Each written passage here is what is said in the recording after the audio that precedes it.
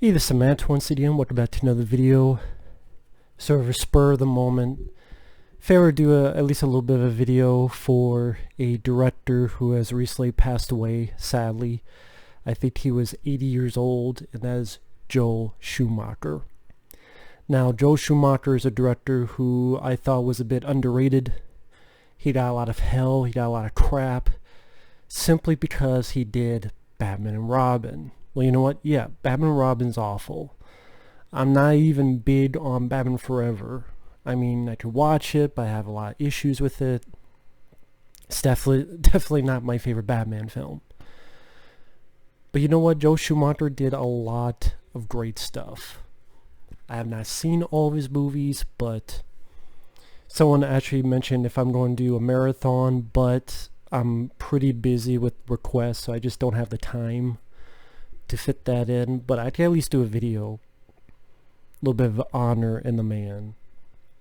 I mean, just to name some of the films I've enjoyed. DC Cab.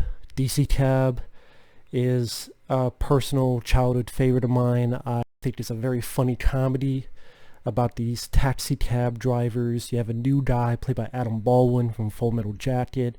He comes in and his character's like always smiling, and he's just so excited to be a part of this.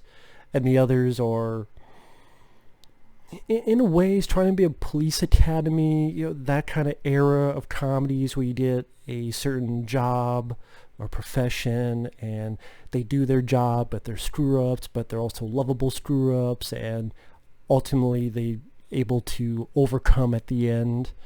And that's a movie where you got folks like Mr. T, Gary Busey, the Barbarian Brothers, you have Paul Rodriguez, Bill Maher. I mean, you have a pretty interesting cast. You have references to Bruce Lee. That's Bruce Lee. You fools should stay to school. And like I said, of course, Mr. T being the big name of it. But I mean, I'm not going to go into too much detail, otherwise this video will be an hour long. But DC Cab, I always thought was a fun comedy. I always thought it was an entertaining comedy. I don't know if it has a Blu-ray, but yeah, I always enjoyed DC Cab. That's a film I would like to rewatch sometime soon. To be perfectly honest, I still to this day have not seen St. Elmo's Fire. I know the song. I like the song. I've seen bits and pieces, but never seen the film all the way through. But he did The Lost Boys, one of my favorite vampire films. It'd be my top 5 favorite vampire films. I mean, my favorites will still be From Dusk Till Dawn and the original Fright Night, but The Lost Boys definitely goes in the top 5. The cast, Jason Patrick is actually pretty decent in it. Corey Haim, may he rest in peace. You got Corey Feldman when he wasn't fucking crazy. You have Kiefer Sutherland, Alex Winter in a small role. You have a kick-ass soundtrack. You have energetic direction, like the POV of the vampires going through the sky. You have a cool factor of the Lost Boys. Kiefer Sutherland and his gang seemed cool, and they seemed dangerous, and they seemed as if, okay, even though they're vampires, you could kind of understand why someone would want to join that group of people, because it just seems so cool, especially Kiefer. And a fun finale where they're taking all the vampires, and vampires are getting impaled or melted in the bathtub or all sorts of crazy shit. Death by stereo. Highly enjoy The Lost Boys. Falling Down, one of Michael Douglas's best performances as a man who is on his last straw. He's going home. He wants to go home to his family, and the shit hits the fan where one day in traffic, things don't go well for Mr. D. Finns. And on his journey home, even he gets surprised at the end. Wait, I'm the bad guy? But in a weird way, you kind of understand his point of view in a lot of the instances. And I think Falling Down is a film much more relevant even today compared to back then. I mean, even simple scenes in the restaurant, in the fast food place. Why can't it look like the picture up there, and it looks like this?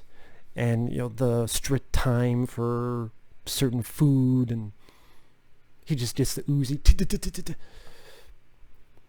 Or when he's just walking by on the golf course and someone's being an asshole, it's like, are you serious? Or someone's banging on the phone booth and he just pulls out the Uzi. Again, technically he's doing bad things, but at the same time, I couldn't help but root for Michael Douglas. And in fact, if Michael Douglas's character lived, I think that would have been perfectly fine for the majority of people. Because I think a lot more people think of him as the protagonist than the antagonist of that story. But Falling Down, great movie. 8mm, which I reviewed that on the channel. I also reviewed the stupid sequel, but Joel Schumacher and Nick Cage had nothing to do with the sequel. But 8mm 2 is awful. Don't bother watching it, just watch my review. But the first 8mm, which I reviewed a year or two ago at least, I think it's a solid movie considering the dark material it's dealing with, which is snuff films. I thought Nick Cage gave one of his better performances. I thought it had definitely a dark, grimy atmosphere, but it wasn't so over the top that to me it did not seem comical. It did not seem as if it's just shocking for shock's sake and then takes you out of the movie. And yeah, 8mm, and it's from the writer of Seven, Andrew Kevin Walker, but I think he was upset with the final result. I don't know the reasons why. But yeah, 8mm is a good one. Let's see, Flatliners before that, a few movies before that. Always liked Flatliners. They did a remake. I don't think I ever bothered to see the remake because I didn't see what the fuck the point was. It's a sequel. No, it's a remake. Trust me, I looked into it. Well, Kiefer's in it. Well, playing a different character.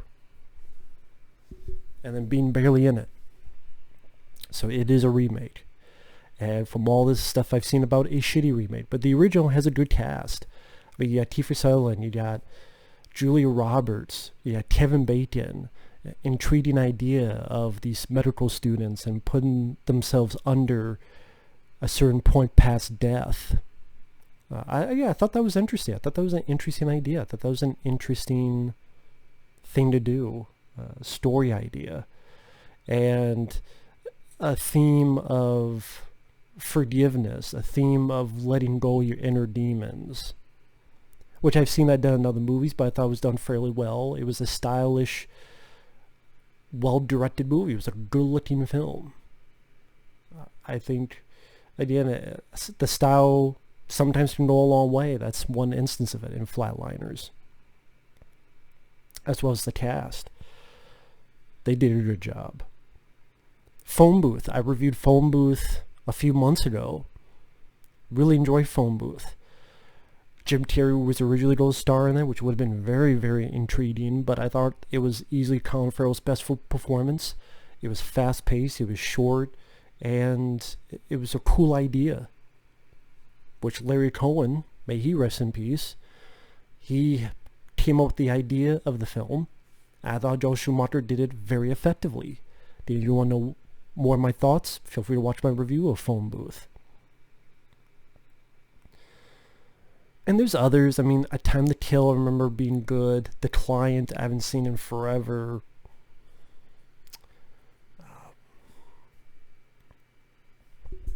The number 23, Sally, was pretty bad.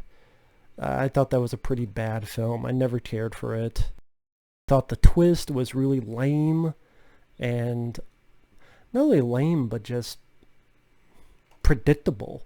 Like, it was a predictable twist, and then I go, well, that's it. Just wasn't a fan of number 23. I think Jim Carrey could play that type of role. It just, no.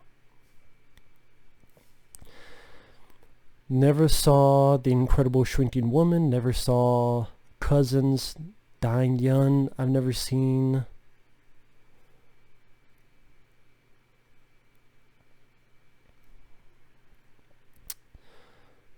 Flawless, I haven't seen. Tigerland is good. Tigerland was pretty decent. Has a good Colin Farrell performance. Bad Company, that was disappointing.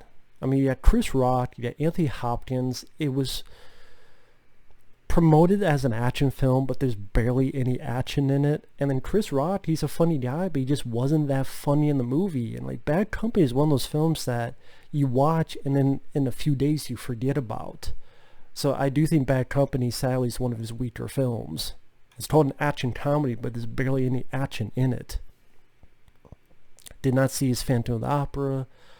Blood Creek, it was okay. There's some interesting ideas, to be fair. 12, I've never seen. Trespass with Nick Cage, never saw. I know it got a lot of bad reviews, though. That was the last film he directed in 2011? Wow, that's sad. In 2011, that's all he...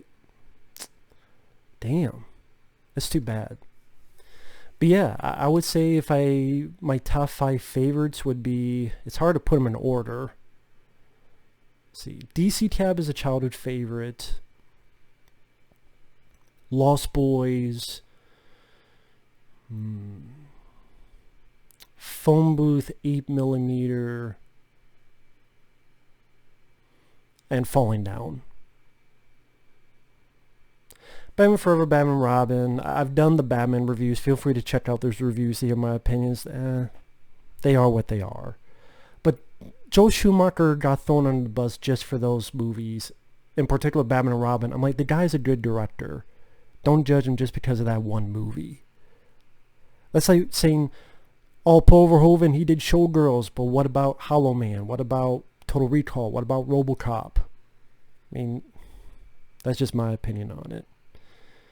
That he's done a lot of great stuff. He was a very talented director. He seemed like a very nice guy. Anytime anybody who has talked about him have said nothing but praise and nothing but nice things about him. And it's sad that he's gone. It's sad that he's no longer with us. I think he was a talented director. He was an underrated director. He did quite a bit of good movies in his time. And I don't think he really got the respect he deserved. And that's too bad. So rest in peace, Joel Schumacher. Take care, guys, and we'll see you guys later. Bye-bye.